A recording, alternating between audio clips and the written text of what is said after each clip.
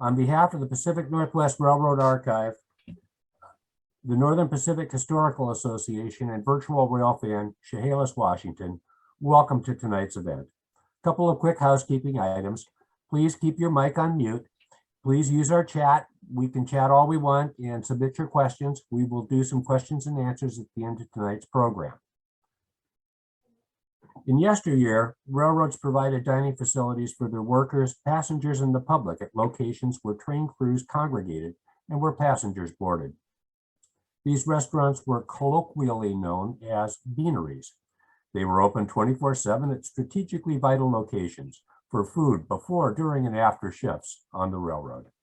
This informal setting provided time for food and folklore, solid meals, and interesting company.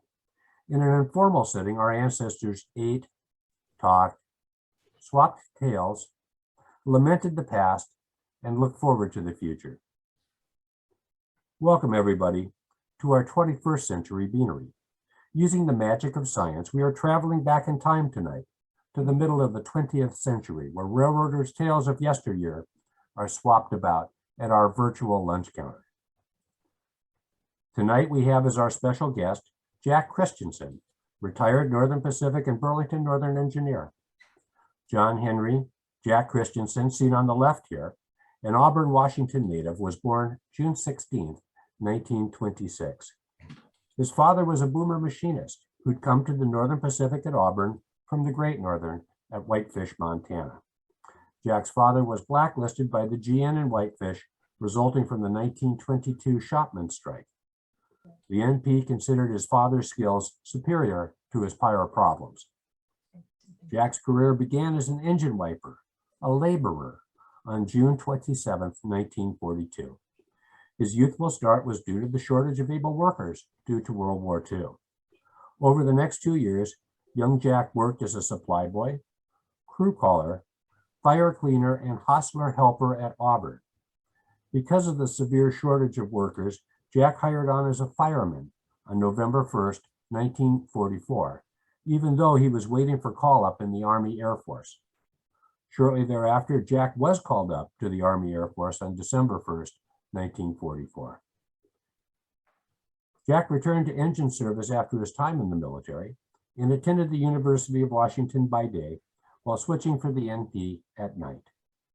Later, he was promoted to engineer in January 1955 and became road foreman of engines at Duluth, Minnesota in October 1965. From there, Jack served the NP at Minneapolis, 1967, and Livingston, Montana in 1970. Jack returned to engine service with the BN in Seattle in September 1972. He retired July 7th, 1999, with 57 years and 8 days of service. Can you hear him? Les, some of the interruptions we've mentioned. You hear him? Okay. Yeah. Jack has written a number of stories about his railroad career for the Northern Pacific Historical Association magazine, The Main Streeter. Since the 1950s, Jack has pursued watercolor painting with primarily railroad and marine subjects. Today's talk is about Jack's memories of driving trains on the third subdivision of the Northern Pacific between Tacoma and Vancouver. Please join with me in giving a warm welcome to Jack Christensen. Hi, Jack. How are you? Can you hear me now? Oh, yeah. I still don't have my mic and earplugs, but we can get along without them. I don't know. It's one of those things. We're just going to have to wing it. Oh, yeah. Well, as long as you can hear me and I can hear you, it's fine. Great. Well, Jack, here's a picture I want us to talk about to start out our program for tonight. This is one of your paintings, and this was one of your first nights as an engineer, as I recall? Well, this is a midnight class. That was a job at the south end of the Auburn yard that made up the trains for everything going north to Sumas, Bellingham, and Everett. And the midnight job, Christmas night of 1943, I was called as they used laborers out of the roundhouse during the war in the yard only. And some of my friends in the roundhouse also as firemen. We didn't get a seniority date, and we could not go out on the road. We weren't really firemen.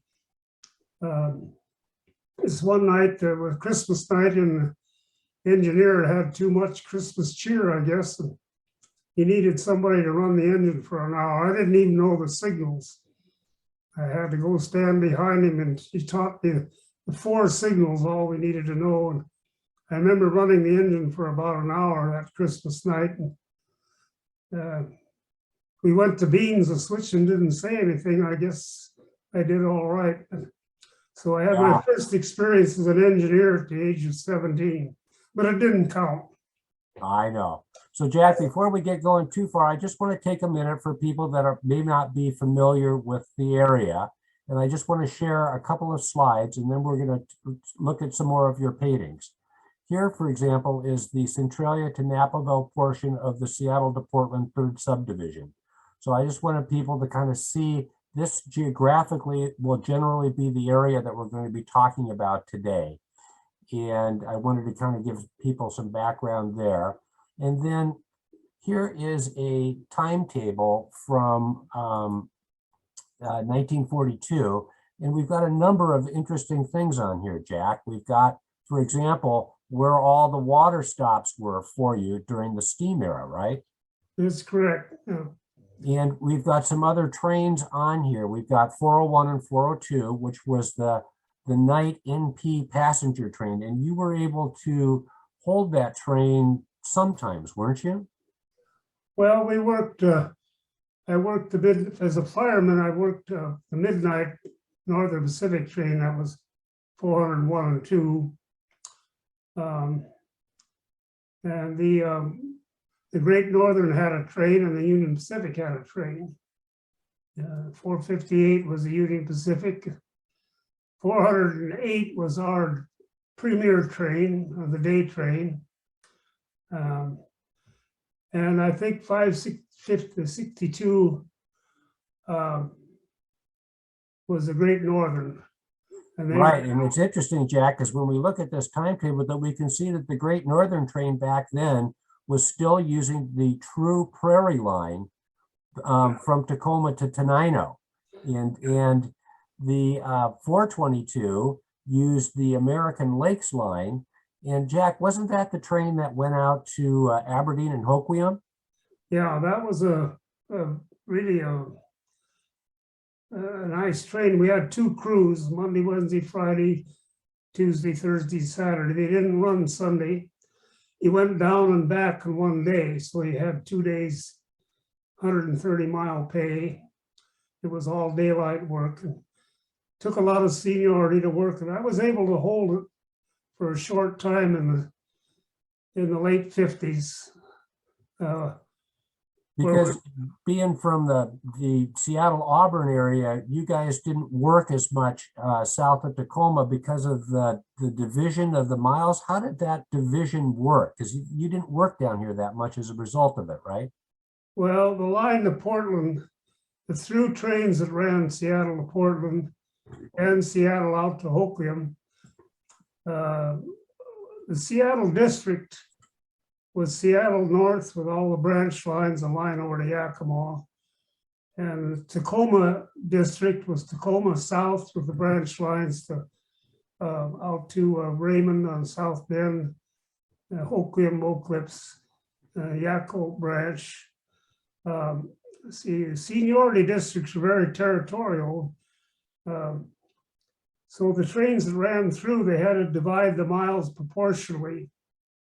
So the Tacoma district on the through trains to Portland, they own 78% of the mileage, and we own 22%. We had 40 miles and they had 148. So we had to divide the jobs proportionally. So we shared that runs that went over 2 seniority districts had to be apportioned out proportional to the mileage. Okay, so that's why you didn't get down here that often. So let's move along to here's a couple of pictures of 401. It's very rare because this was a night train, so it would only be in summer that you would be able to catch it in Tacoma. So Jack, we got a busy train here today, don't we, this morning? Yeah, well, most of my experience before the merger on the south end was on that particular train. It took a lot of seniority to hold those jobs. Even as a fireman, you were right on the verge of being promoted to engineer to hold one of those firing. I was able to hold it several times. The longest time is in the early 60s, from February and March. I think I held the job for 6 weeks. We just happened to be the Seattle district owned that train for a while. I was able to work it, but I got most of my experience before the merger on that particular train. You very seldom got a chance at the freight jobs down there in the early days. Now, another thing about this train, Jack, is all the head end that, unlike the day trains, this night train had a lot of mail and express and baggage and stuff, right? Yeah, we had a very slow schedule, but they had 15 stops, regular stops, and 5 flag stops each direction.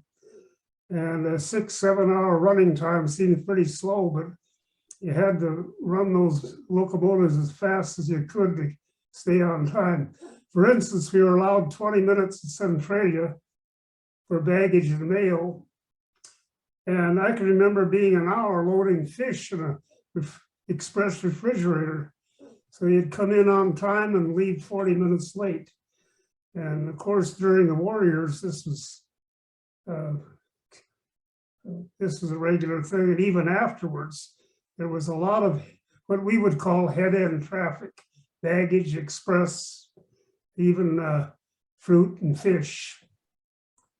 So this is one of your paintings, Jack, and it's unique because who's in it? Well, I did that painting for one of our conventions. That's me, I guess, taking water up there on the 2602. Which was one of your favorite locomotives, wasn't it? Well, they were the first passenger engines with 8 drivers. In fact, they named them after the Northern Pacific. All wheel arrangements had a name.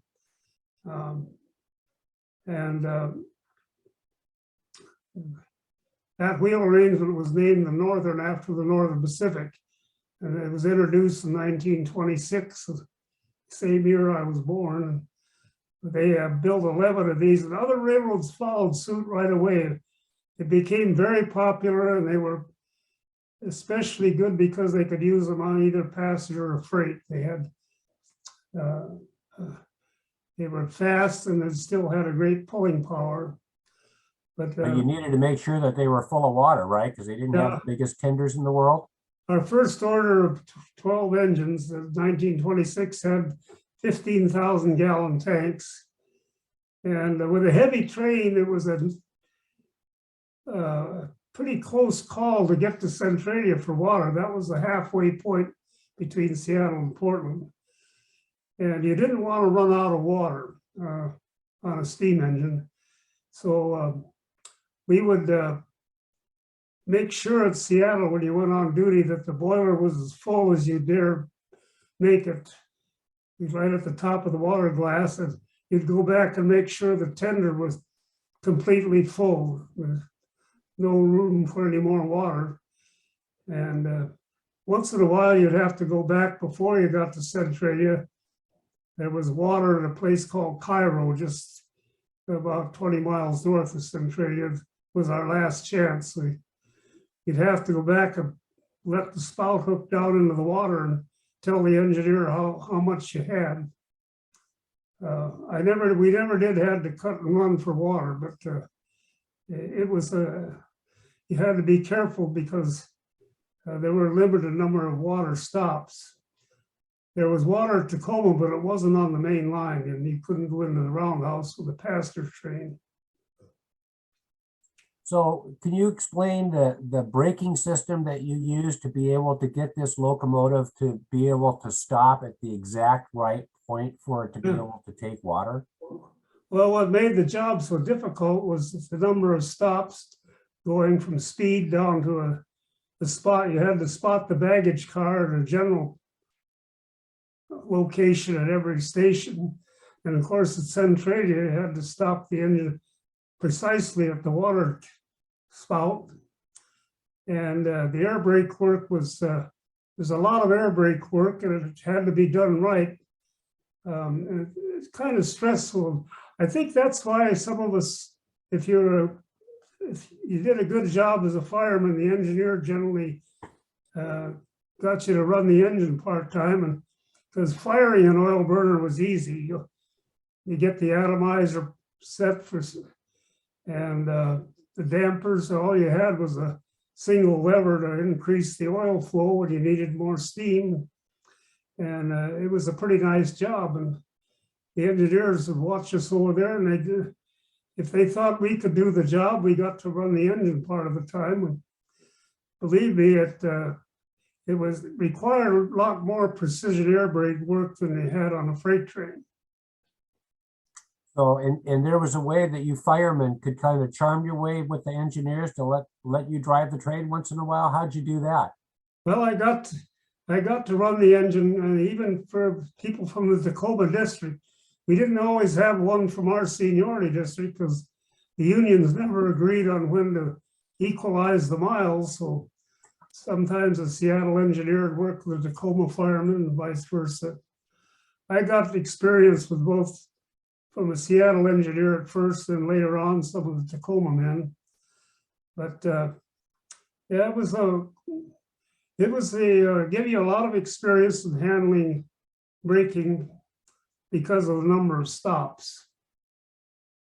Right. Yeah, this was a busy train with a lot of stops and a lot heavier than a lot of the other trains were. So 401 and 2 were a lot of work. 407 and 8 by the comparison were a vacation. And those were the day trains, right? Yeah. Yeah. All right. Let's look at some more.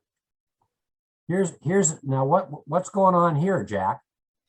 Well, probably maybe he's got the chain caught in the spout knob or something. He can't release it, get rid of the water, but it's running over the top. They had, well, at least we know it's full. Yeah, 15,000 gallon tank. Yeah. And as you told me once, they're trying to stomp it down, aren't they? Yeah.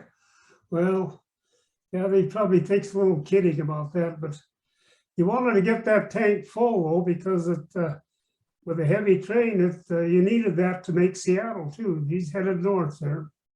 Right, right.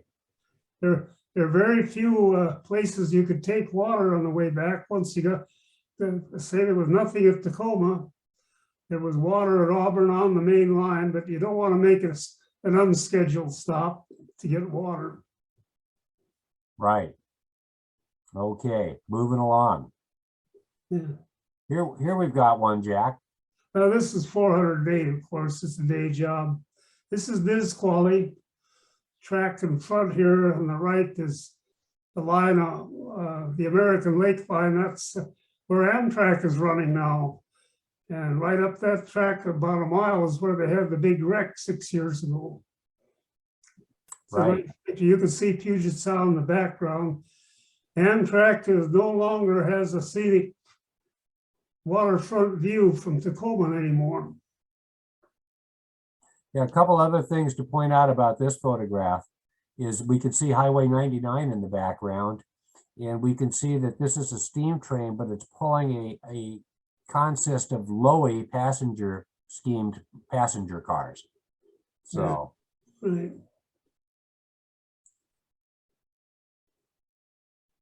Here we are in Centralia, Jack. This looks like a UP train, huh? Yeah, it's Union Pacific, probably 457. I don't know. And it's an older photograph, and I noticed that the folks are on the other track from the depot track. You know, these days they try to stop the trains right next to the stations, and sometimes that can be a problem, right? Yeah, one of my engineers I worked for was telling me when he was a fireman, he was working with the Tacoma district man on freight coming down off Napavine during the war. Everything was pretty hectic.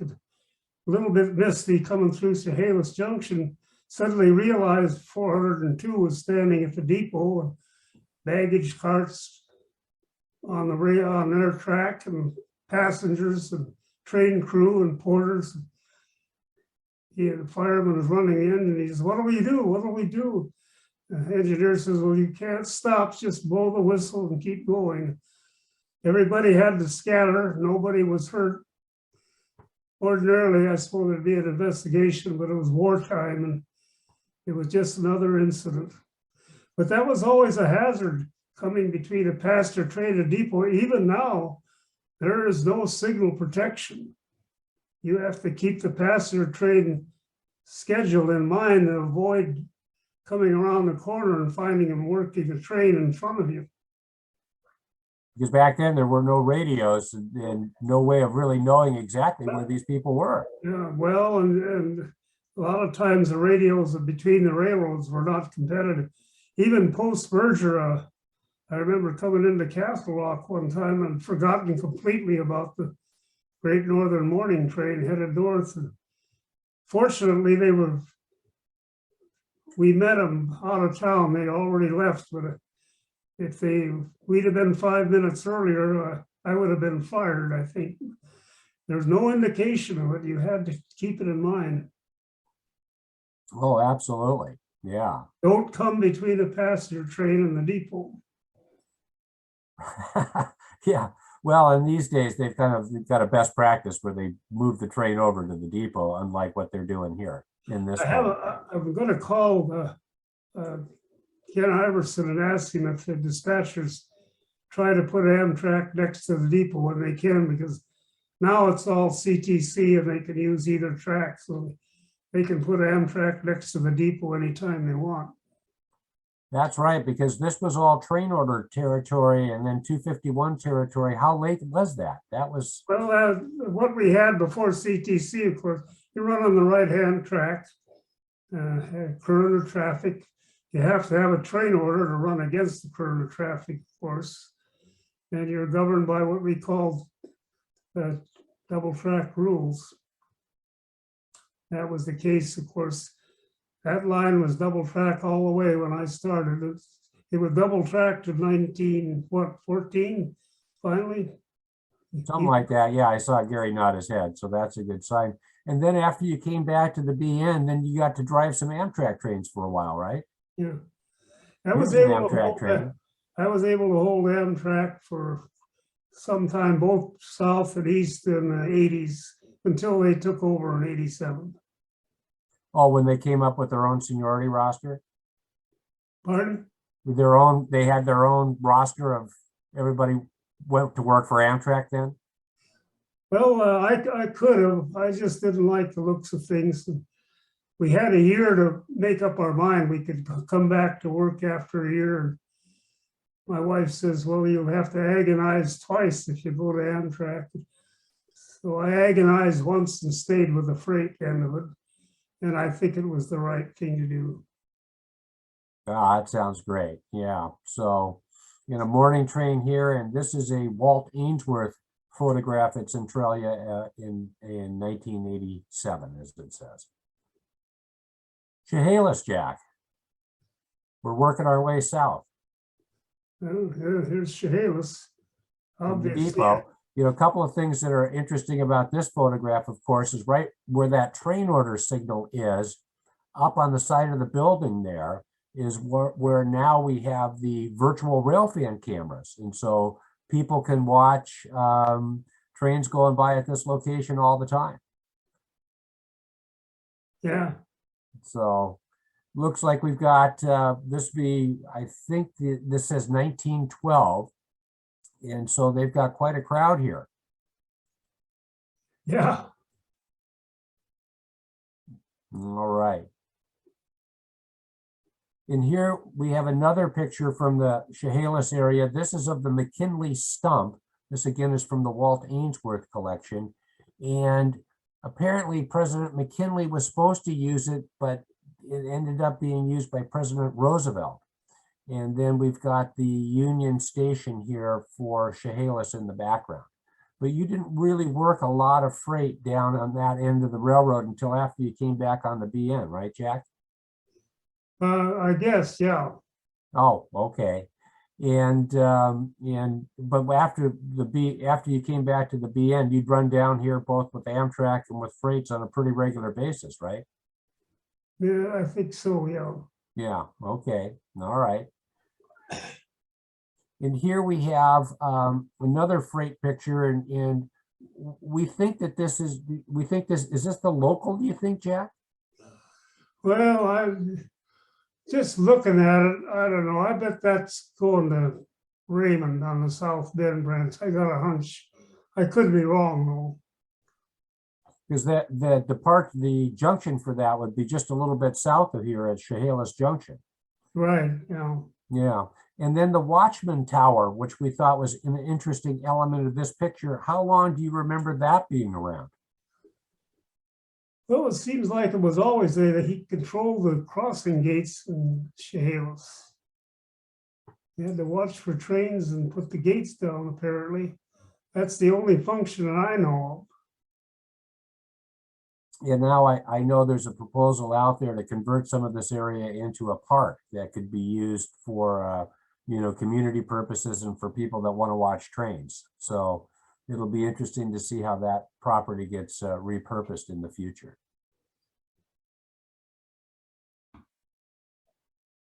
So here we have a joint facilities photo of the Northern Pacific, and this gives us a picture of what Chehalis looked like looking south in 1927. And I know you weren't there, Jack. Well, that's some kind of a valuation thing. It's all numbered. Right. And in the BN times, would you switch here much, or would you always switch up at Centralia? Well, to be honest with you, I never really remember doing anything at Chehalis because I always worked the through trains and very rarely on the freights. They didn't get down there much on a freight train. So I had a lot of stops with the 401 and 2, of course, at Chehalis. Right. That was a regular stop, I think, and even 408 stopped at Chehalis under certain conditions. If they had revenue passengers that were going far enough or were coming from a far distant place, they could stop on flag, and it was called a conditional stop. Chehalis, I don't think 408 would stop on flag under certain conditions, but of course 401 and 2, it was regular in both directions.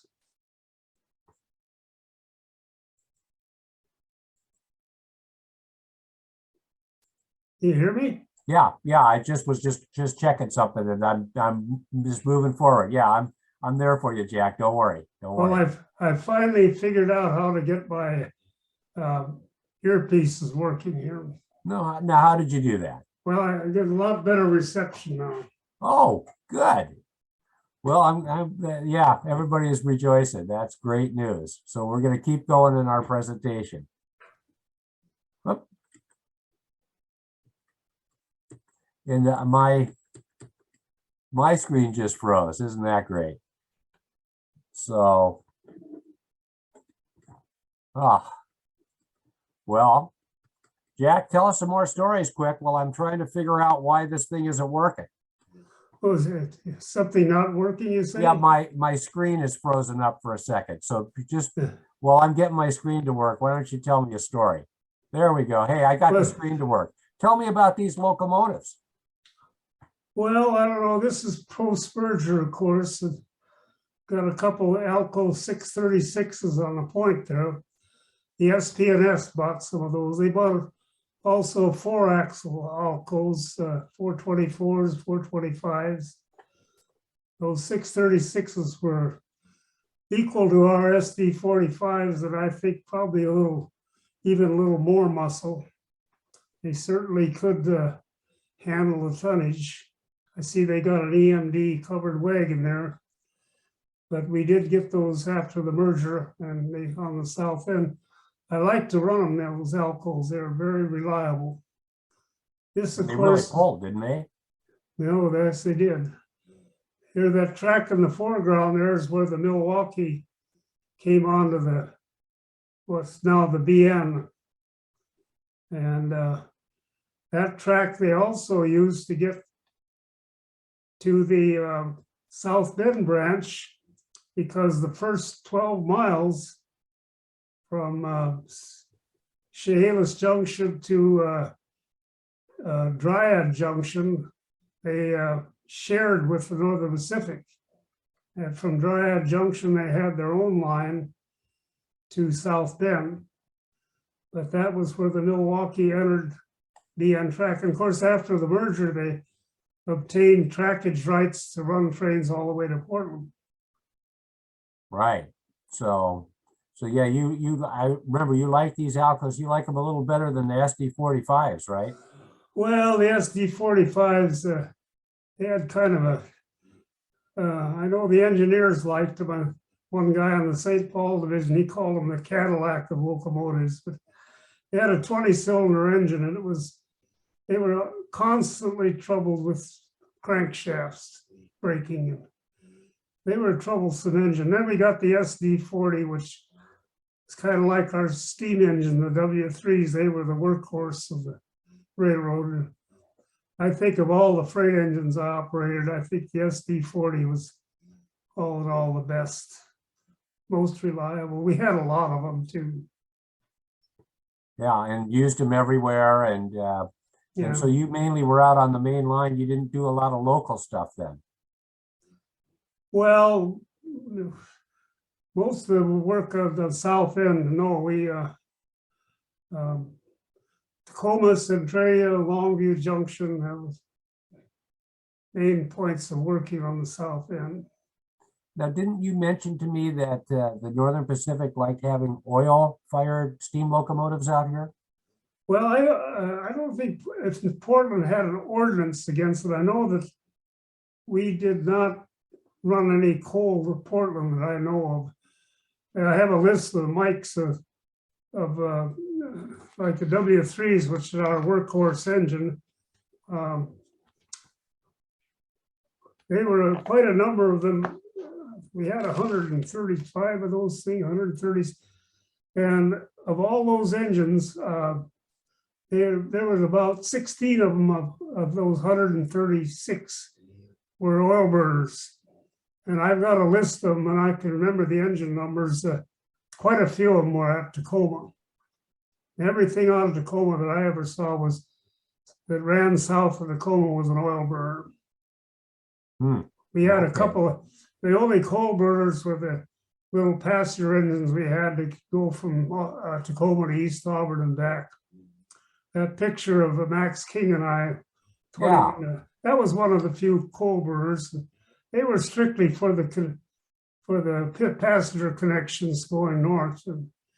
But everything ran south out of Tacoma was in oil.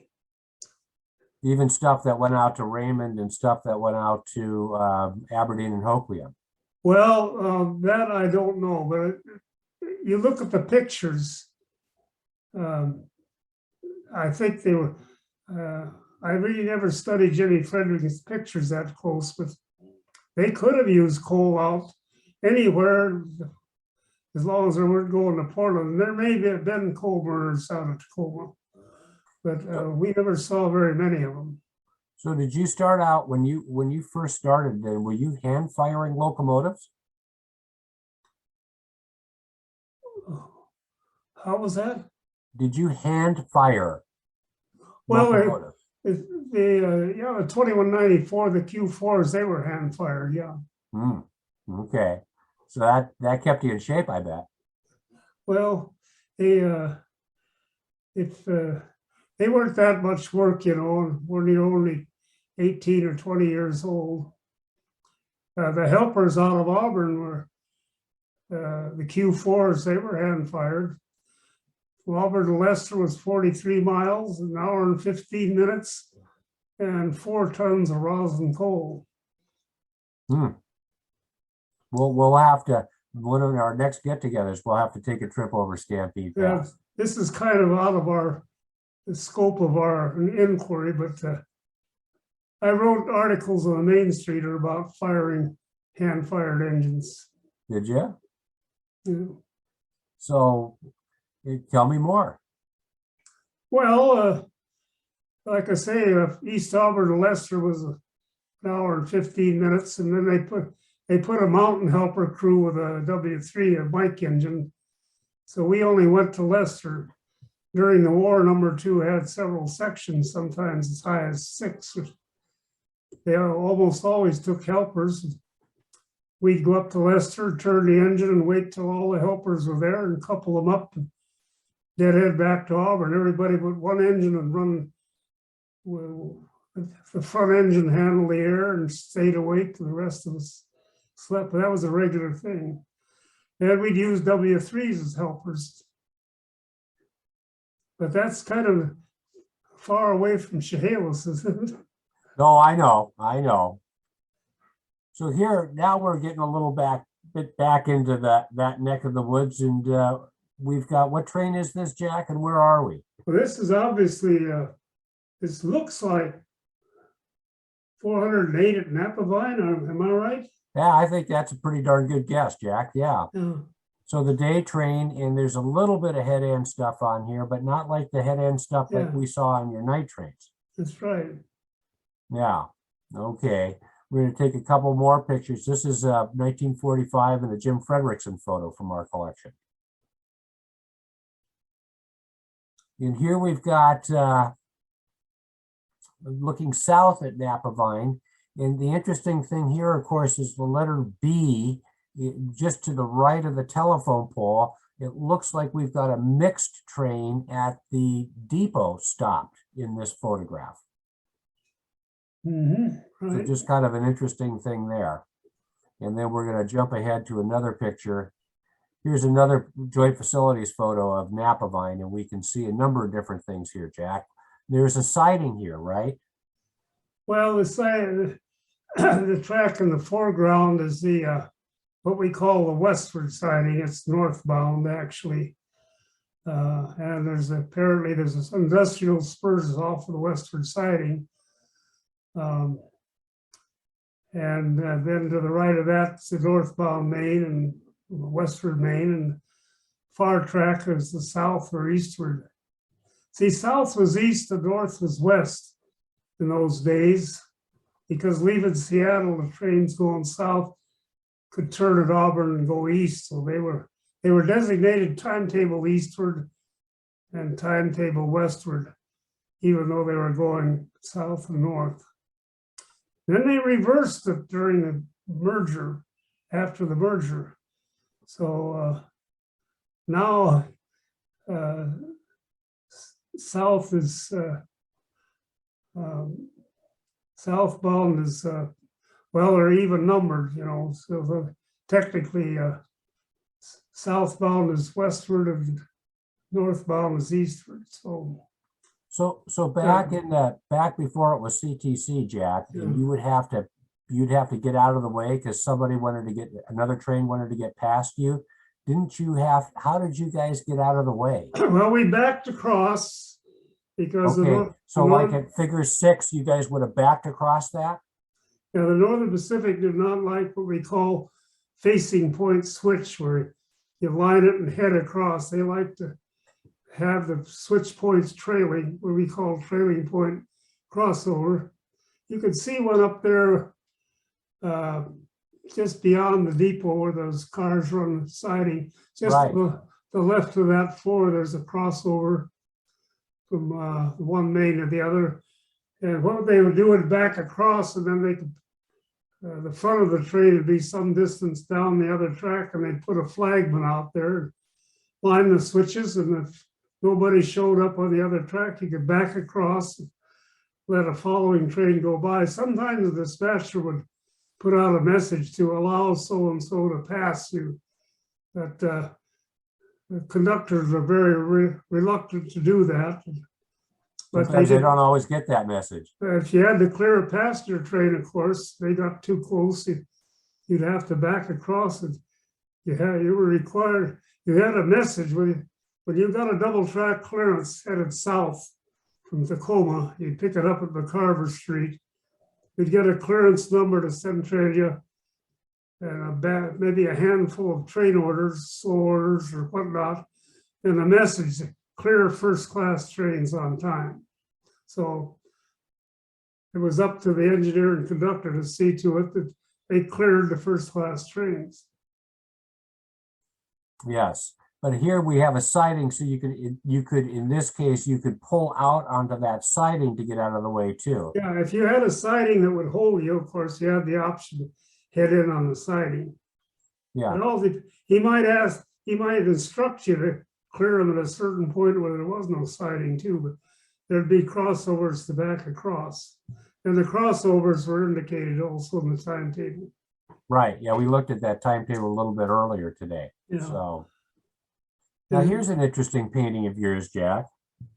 Yeah, that's one. I did two versions of that. I think that's the one that I gave to Harold Borovic. Shows his little engine 15 at Chehalis Junction. It's strictly a make-believe picture, but like he would be heading out on the main line and 407 heading north with a steam train. Is that, and that's Harold in the picture, isn't it? With that signature checkerboard hat? Yeah, well, I don't know about that. That'd be Harold, yeah.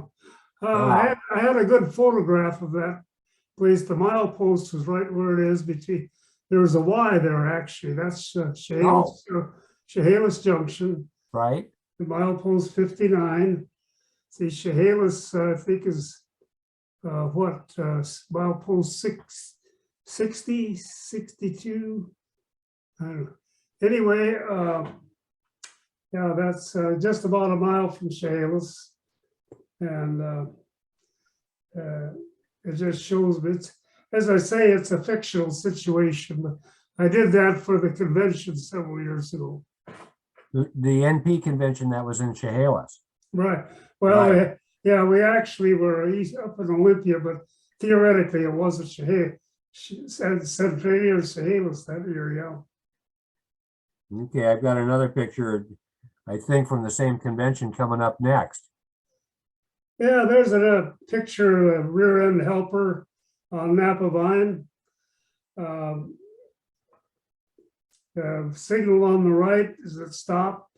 It's milepost 64.3. So the nearest 10th, being as it's a southbound train, they changed, as I tell you, the direction between north and south had been changed. Ordinarily, a southbound train eastward would have an even number for the nearest 10th. But they had changed the direction of these signals. Dave Sproul can give you the background on that. But anyway, that's milepost 64. The yellow card underneath the signal arm is what we call a permissive marker. You're on a 1% grade there. That permissive marker tells you that you can pass that signal and stop without stopping.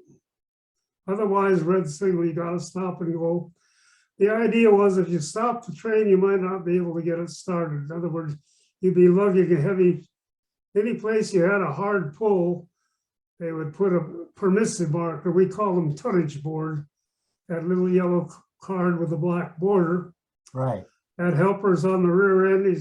He had built-in markers on the tender, which are showing red to the rear. In a few car lengths, the train's picking up speed. The front end's already on the level track at Napa Vine. The train coming at you on the other track is right at the south end of the westward siding. Now, can you explain to me how you could cut the helper off on the fly? And of course, when they got to speed was picking up, the rear brakeman would go, he had a rod to turn the angle cock on the caboose. He turned the angle cock on the helper engine first. The rod was long enough to reach the helper engine, the valve on the helper engine to disconnect the air brake system. Then he turned the angle cock on the caboose, which would drain the hoses. He didn't drain that first, otherwise it'd set the brakes on the helper. So once he had both angle cocks closed, he would give the signal. He'd pull the pin on the caboose, the coupler pin, and signal the helper engineer to ease off on the throttle. And they just cut off and let the slack out, and the train would be gone. Cut off on the fly.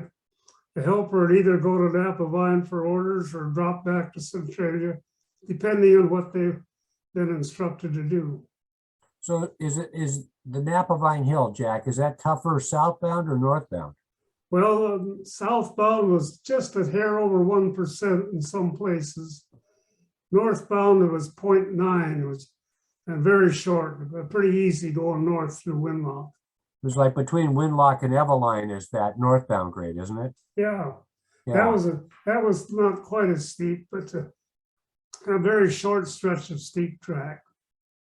So I'm intrigued by this painting still, because you've got these markers on the back of the helper locomotive. Just tell me a little bit more about those. Well, that particular engine was equipped with, they're on a hinge on a door there, and they close that door and latch it when they're not using rear end markers. If it wasn't equipped with that, there's a couple of little brackets on the back of the tender. There's a couple more brackets up next to the doghouse. They'd have a couple of markers, old-fashioned markers that fit in the brackets with that were lit up with, they were kerosene. And if they had a rear helper, well, the conductor pilot would light those and put them in the brackets. This particular engine had built-in brackets. Ah, okay. Yeah, I'd never seen that before, and I thought that was just a very interesting detail. Yeah. So here we are back at Auburn. And so we're coming to the end of our presentation. We've got a few more images, folks. And so if any of you have any questions out there for Jack, now would be a great time to submit those. Otherwise, we're going to be wrapping up around the top of the hour.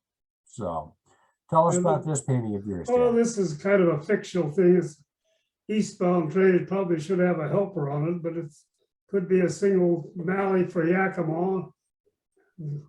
Auburn's got a little snow. That's the long lead in Auburn Yard.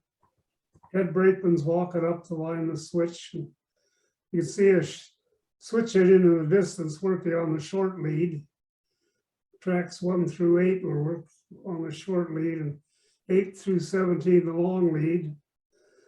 The Now, cars, wasn't this one of your favorite locomotives? I'm being facetious. yeah, those are our Z3 Malleys. They call them Sows, built during World War I, and they were slow and rough riding, and pretty miserable to work on. And when the NP bought new engines, they generally give them the St. Paul division. Every division shoved their oldest and poorly maintained engines back one division west, so that Tacoma would get what was left over. But when the diesels came, the FT4 units, they needed more power through Stampede Tunnel than these old engines could provide. And so for once, we got the new engines first. The FT diesels, of course, that was the beginning of the diesel age. They came in 1942, and I only fired one of those engines once, westbound from Yakima. We were in every siding they owned, and we never did make Auburn in 16 hours. I think we tied up at Leicester. Pretty miserable thing to work on, but that's all we had from First World War until 1942. So then, Jack, how would you used to, when you were a fireman, there was a way that you could get in good with the engineer. How would you do that? Well, if the engineers let you run the engine, which most of them did, if you did a good job, most of them were pretty good about that. And most of us would get enough experience, and either by the engineers telling the road foreman we were okay, or one trip when I was working passenger to Yakima, the engineers changed at Ellensburg then, and we used to Yakima. Anyway, the engineer got on the train and I would run it part way. Yeah. He had the road foreman with him and said, he told me, well, you start tonight. And Well, I ended up running it all the way to Seattle, and the road foreman, after a few critical remarks, said, well, you're okay for passenger to first subdivision of Yakima. By the time we were actually set up as engineers, most of us were qualified on everything. If you weren't, you had to be, and on the extra board, if a job came up you weren't qualified for, they'd run around you, take the engineer behind you. If they didn't have a road foreman to go with you, you couldn't claim any penalty time for it, but most of us managed to be qualified for road service. So when you were getting ready to go on duty, you know, like for example, on a train like this, wouldn't the fireman go up there and spruce up the cab and do all that for the engineer? Well, yeah, you had to suck up to the engineer, you know, he'd hose down the deck with steam and water. And you could eat off those steel decks, you know, have lumps of waste by the engineer's brake valve and brass shined up. Of course, everything, water and sand checked, everything done, and be able to keep the engine hot. That was the main thing, keep steam up, keep them happy, and that didn't always work, but it helped. Well, Jack, we've had a wonderful time this afternoon, talking to you about some of your memories down on the 3rd subdivision, and it's been a really just a great time. So if anybody's got any questions, now would be the time to submit them. Otherwise, we're going to start wrapping up our program for today and talk about some of the things we'll be doing in the future. Jonathan, we actually have a couple questions in. Great, Robert, take it away. Okay. This question comes from Nicholas from Tacoma. It says, hi, Jack. What was it like changing from steam locomotives to diesel locomotives? Well, steam engines, you were busy.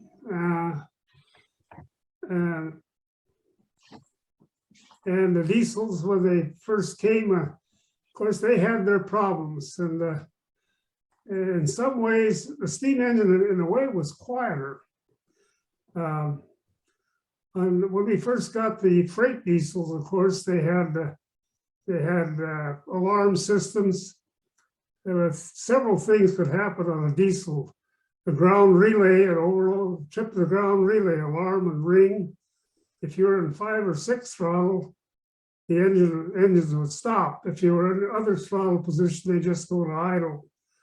Well, the fireman had to go back, find out what was the matter, reset the ground relay if necessary, or it might be overspeed trip for some reason. The early diesels had a lot of little problems.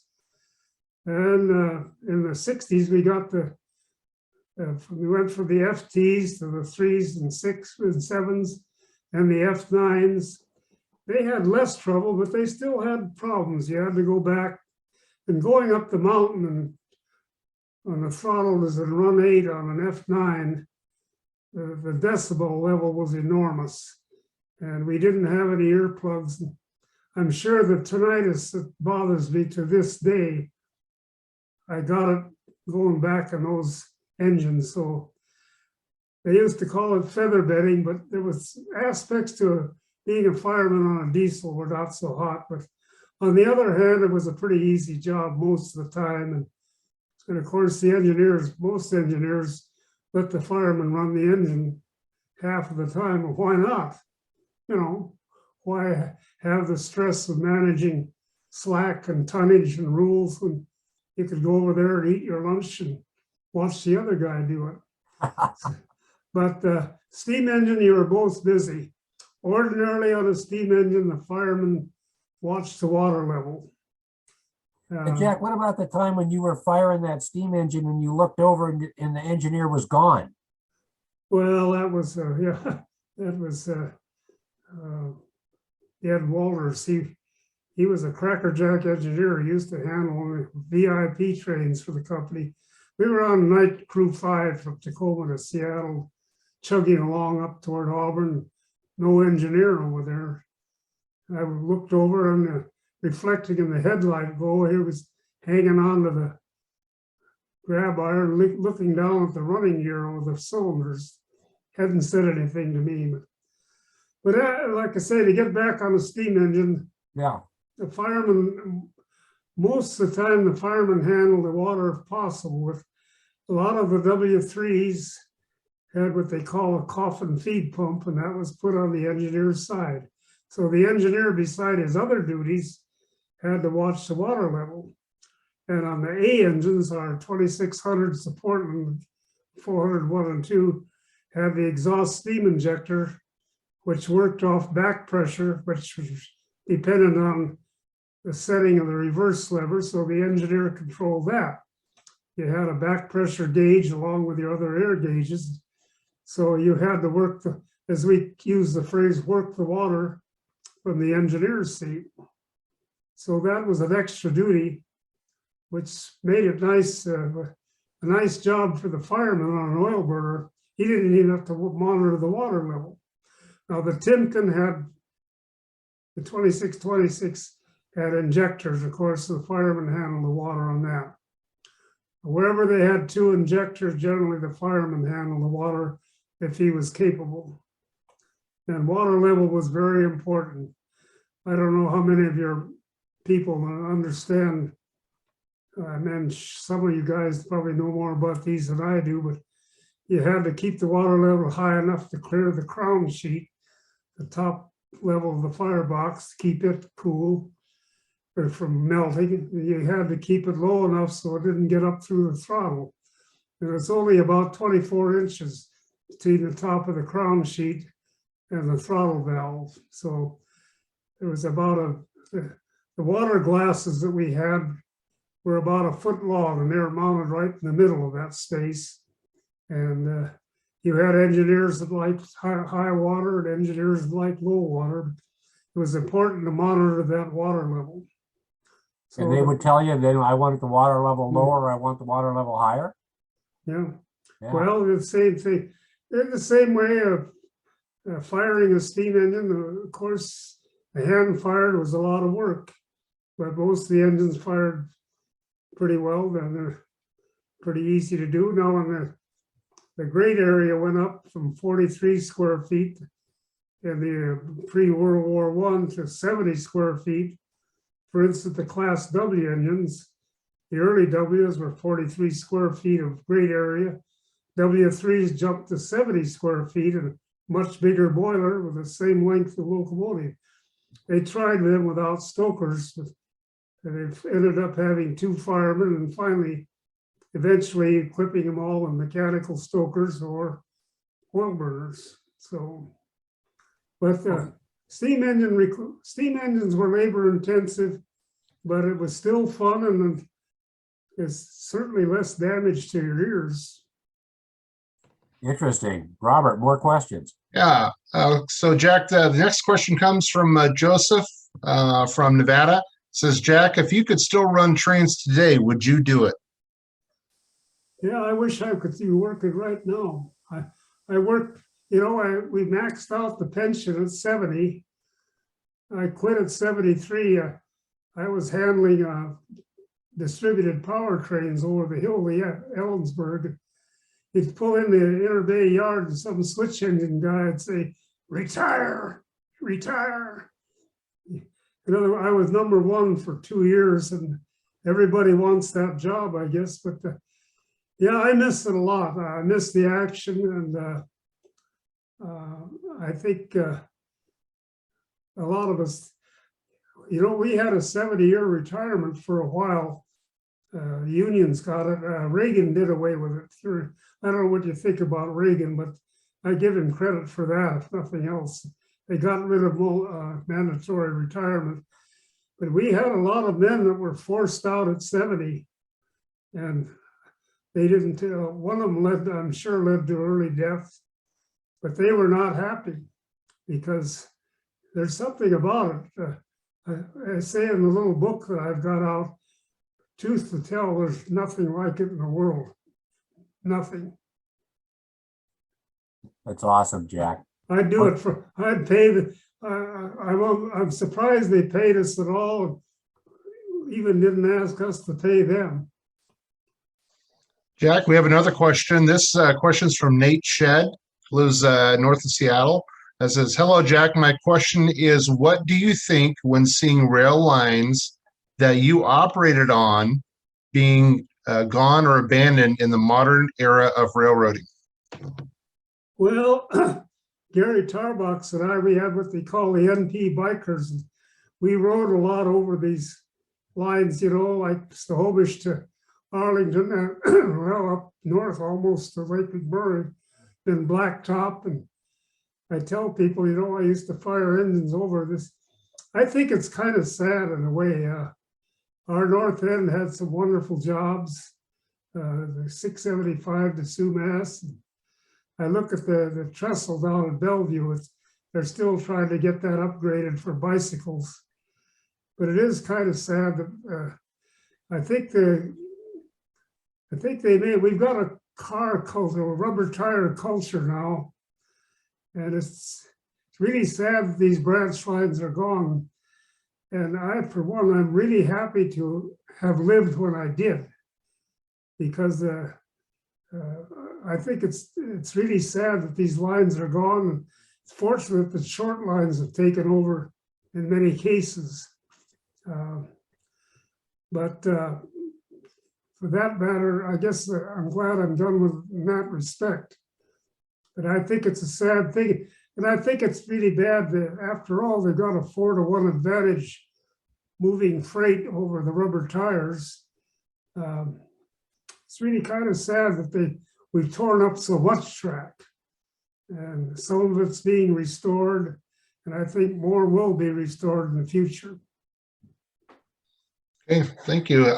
Next question is from Austin Jensen from Onalaska, Washington. Is what was your opinion on the early General Electric diesels? Depends on what GE diesel you're talking about. We talking about U25s, U28s? Sure. Well, the trucks on them were kind of rough riding, but they were real luggers on the mountain. And I think Mr. Shannon, our chief mechanical officer, he liked them. Later on, when we got the U33s, they had a truck similar to the SD45 truck, a real smooth riding truck. And I thought they were ideal. I was road foreman of engines in Minneapolis when the U33s were brand new. We were breaking it in. I thought they were the ultimate. But as far as the early GE engines, the road engines, they were real luggers and they were kind of rough riding. And I think it was mostly due to that particular truck. Once they got that to change on the U33s, they were, I liked them. Most of the engineers preferred the EMDs. The U-boats of course, they were 4-cycle engines too, but, and they had an excellent cooling system. You couldn't get them to run hot. They're very good. Okay. Our next question comes from Alec Bergstrom. This is, Jack, what was your favorite locomotive, either locomotive number, if you had a specific favorite, or a type, and then what made it your favorite locomotive to operate? Well, I don't know about running them.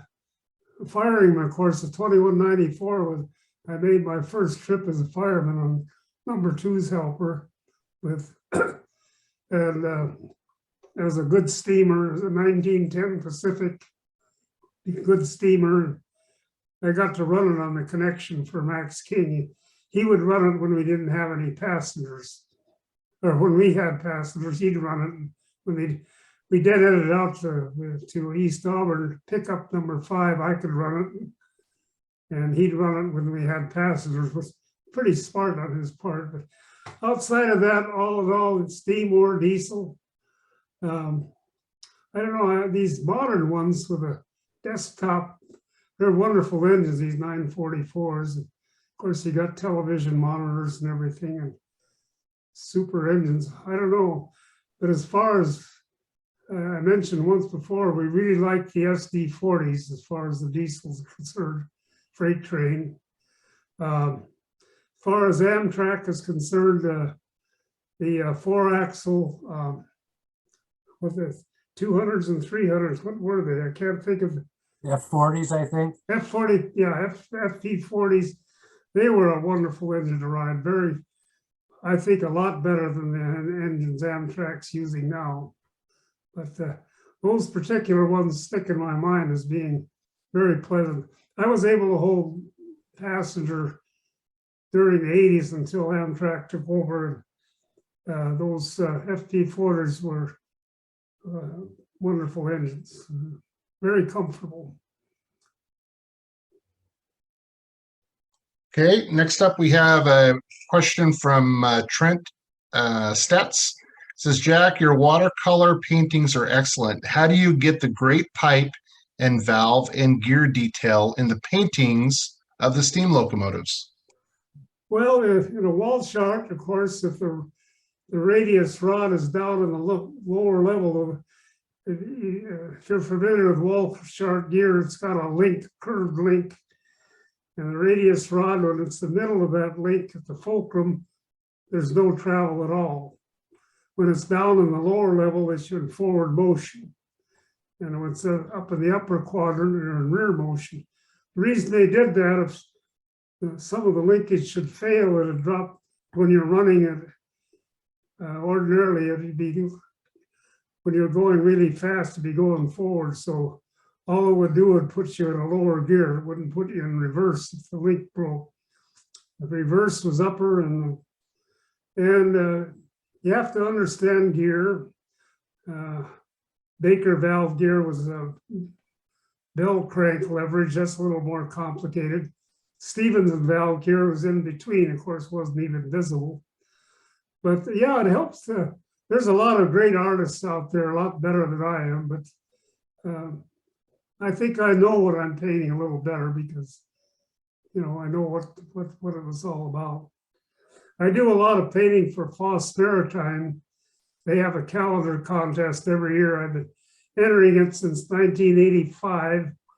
I've been rejected 8 years, but I've been in it otherwise. And you're allowed 2 paintings.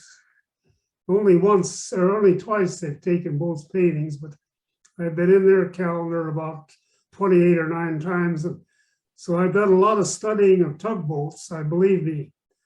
And the Foss Maritimes, it's a fine out. They're kind of like the railroad, you know, big tonnage, 24/7 operation.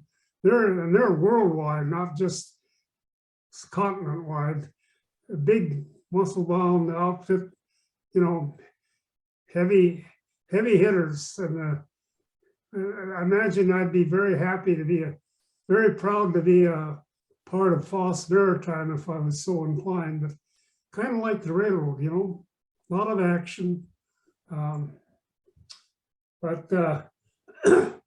Yeah, I try to be careful about detail on locomotive paintings. I'm working on a Great Northern one now. I'm doing research on their super mics. They had 3390s. So I'm working on that. You have to study everything though. This will be the last call out for questions. If you have any questions for Jack, please send them in the chat feature now. I'm going to try to get to a couple more. One we have left in the queue now, but then I think Jonathan may have 1 or 2 follow-up questions. This is from John Fuji, who says, during steam days, was Portland, Oregon an easy town to work into or out of, or were there any issues or tricks you needed to pay attention to when you were operating there? Or over the SPNS? Yeah. Well, either that or into Portland into Union Station. Well, not particularly. John, by the way, is one of my favorite people. He's a big fan of the W3, and he's a patron of my artwork too, by the way. But no, I think we call the last track in the Portland was the Terrible 10 because the SPNS, they kind of regarded the NP and the UP or the Great Northern as interlopers, you know, on their railroad. And he had to contend with their transfers. And dealing with them. But ordinarily, going down there on a freight, you set out at Lake Yard, and then in the 90s, we had a train called 111 that ran all the way down to Brooklyn Yard, about 6 miles south of Portland, and that created additional problems. They finally decided we had a freight pool on the BN, of course. There was no more GN or NP. We were all one big happy family, which was nice. There was no divided seniority or anything. We were all in one. But this train, they were having trouble making it on 12 hours because they'd cut the hours down in the 70s from 16 to 12. So they decided to have 3 crews dedicated to that train, down on train 111 and back on a pig train the next morning. That made for a deluxe freight train job because you had regular hours instead of odd hours, because they could run freight trains at any time, of course. So that I was able to hold that train, and of course you had to get. There was a heavy train that picked up at Tacoma and Longview Junction, and then you had to get all the way to Brooklyn Yard, set your train out, and get your power back to Portland. So the dedicated, they weren't making it 12 hours, so they had a dedicated crew. They gave you some perks, double meal allowance, and full pay for deadheading. So I was able to hold those 3 crews. As you know, the terrible wreck we had in 1993, head-on collision with UP at Longview Junction. I was on vacation, and it was the conductor and brakeman on my crew who were killed in that wreck. But getting through Portland, it was a challenge. Practically all the trains sat out at Lake Yard. You very seldom had much for Portland except on 111.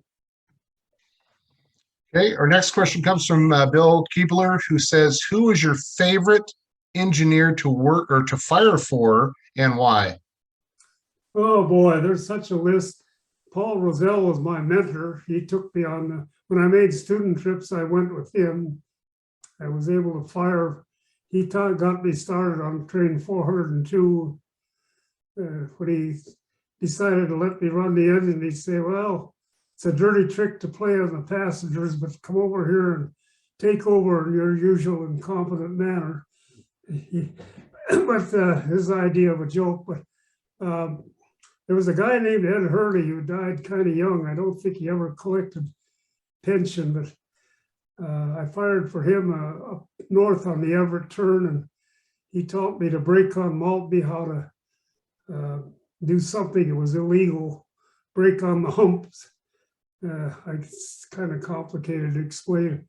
In other words, to work the air brakes on a downhill to maintain a level of braking effort. So Ed Hurley was a favorite. I guess it's hard to pick out between, there were quite a number of them, and they were all pretty great guys, you know. Everybody had their strong points. So I don't know. I guess Ed and Paul would be the two. You know, Paul, he was a 1912 fireman, didn't get promoted until 1942. So I guess that's it. Next up, our next question is from Robert Stevenson, who says, what type of signaling did you think was best? Semaphore, target, train orders, etc. Well, when you had a signal arm, you had a day signal, that helped. Going down from Tacoma, we had color light signals as far as Tenino. For some reason, there were 3 lights. They weren't quite as powerful as a searchlight, single light they got, but they were semaphores from Tenino south. I remember that in the early days. But of course, on the branch lines, they were dark, and You just had to go by train order. Okay, we have, I think that's our last question. Jonathan may have one, but I do have one question to follow up for you. Can you tell us briefly about the Nelson Bennett Tunnel and what you knew about when it went from double track to single track? Well, I know when they started getting high cars, I believe they did tried to do a little surgery on it to keep the double track. But when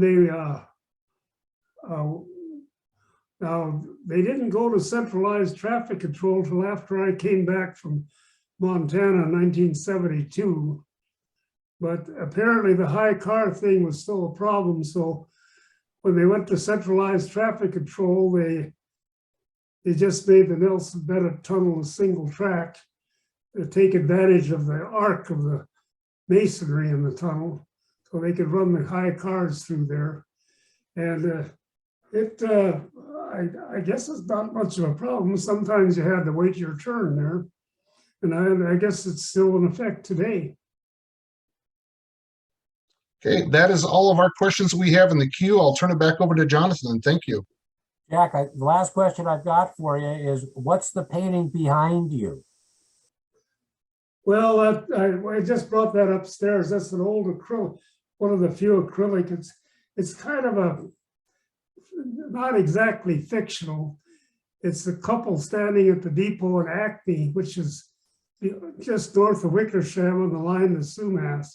At one time, we had passenger trains up to Sumas long before my time.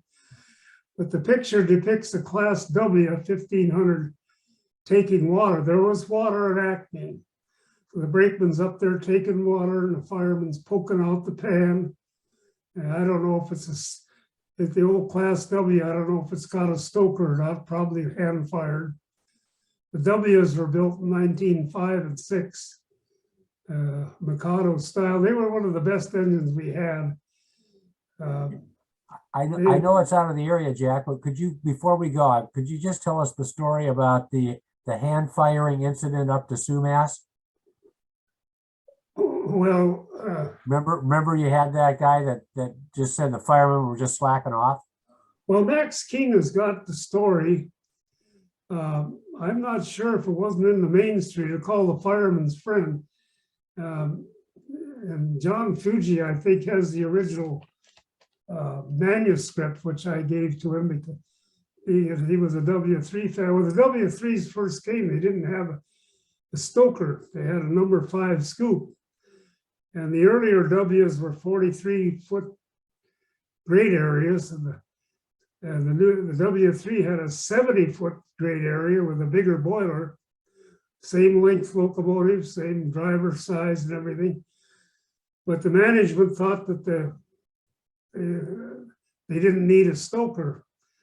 And the firemen were having a hell of a time keeping, they were taught a lot of strike talk. And they finally sent a new road foreman out to demonstrate that he could do it.